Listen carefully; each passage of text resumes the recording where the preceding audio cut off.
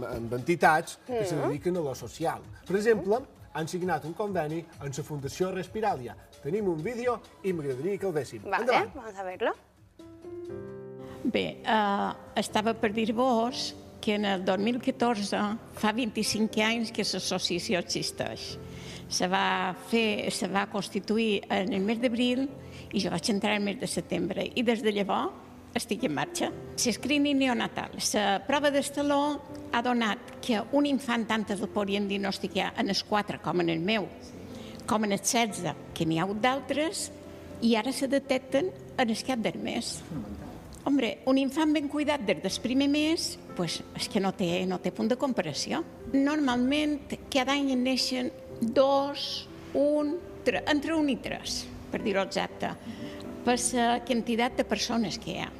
Crec que els medis feien molt bona feina cap a nosaltres, que som petites associacions, que lluitem perquè mos coneguin, perquè mos tinguin en compte, i això és un medi fantàstic. Canal 4, en aquest cas, moltes gràcies.